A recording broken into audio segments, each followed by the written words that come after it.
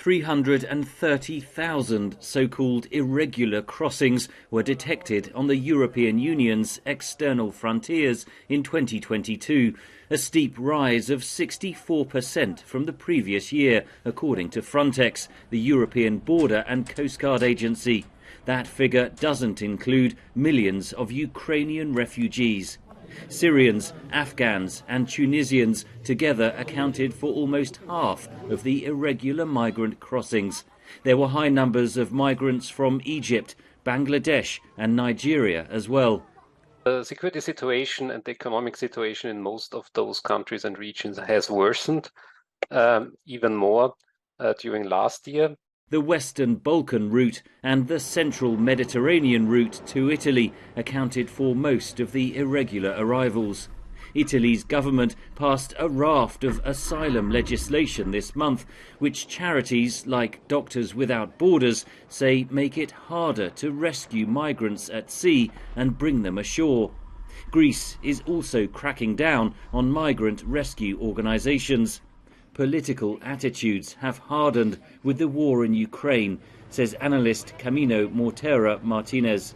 The common discourse at the moment here in Europe goes something like, okay, we are dealing with already like a massive refugee crisis from our neighborhoods.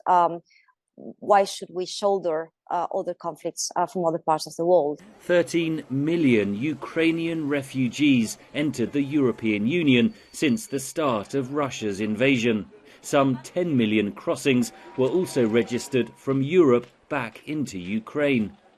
We see that attacks on the civilian infrastructure are part of the war strategy of Russia.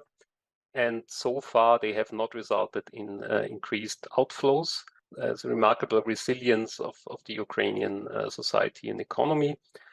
But there are, of course, potential tipping points where the situation becomes unbearable for larger populations, and then we might see an increase. Ukrainian refugees are beginning to integrate further into Europe's labour market, says Hoffman.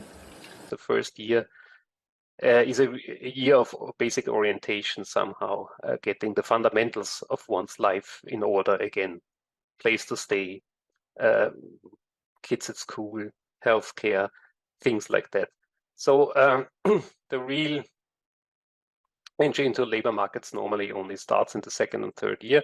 Meanwhile, the EU accuses Belarus of conducting what it calls state-organised migration since 2021, where migrants were encouraged to breach the border with Poland. The EU is wary of Russia using the same tactic. The Kremlin has sort of increased the number of flights in between certain countries in the Middle East and Northern Africa and Kaliningrad, probably with the intention of creating manufacturing another crisis. A special summit aimed at agreeing on a common EU policy on migration is due to be held next month.